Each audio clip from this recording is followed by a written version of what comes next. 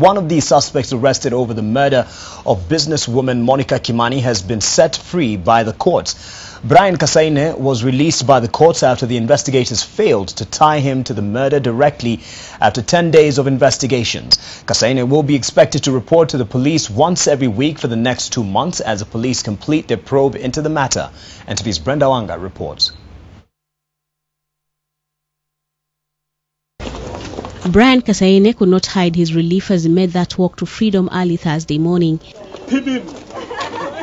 Kassaine had been in police custody for close to 13 days since he was arrested in relation to the murder of Monica Kimani. After the lapse of the 10 days granted by the courts to the Directorate of Criminal Investigations to prove their links to that crime, he was a free man, sort of. So since the court has been informed that the investigations are not complete, and since the suspect will not be in custody, then I do not see any prejudice to the suspect if the police are given more time to complete investigations while he is out of custody. The prosecution says it was not able to link the suspect to the murder directly, at least not in the last 10 days of investigations.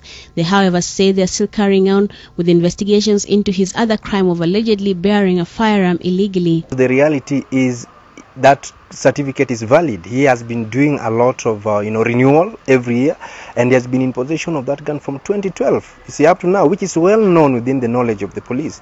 So the allegation that were being brought that the firearm also has a connection with the Monica case, I think it's baseless, and they have confirmed themselves it's baseless.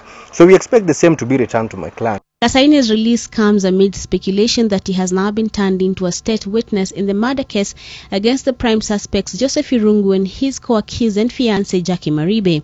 Kassaine's legal team, however, says there have been no concrete deals yet. Nowhere has my client accepted to be a state witness. Ourselves, we've not even given that credible information to anybody.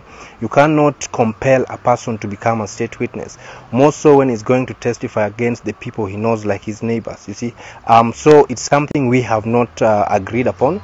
There are negotiations with the prosecution, but we have not yet decided whether he will become a state witness or not. Kassaine had been arrested after it was discovered that his gun had been used by Irungu to self-harm. Kassaine was also questioned about the movements of the suspect on the night after Monica Kimani's murder. He is said to have initially corroborated the suspect's tale of an assault by unknown people, but later recanted that statement. Joey and Maribe are set to take plea on Monday. Well, Brian will be holding his breath, hoping that the next 2 months' investigations will completely exonerate him from any linkages to the murder of Monica Kimani. Brenda Wanga, NTV, Nairobi.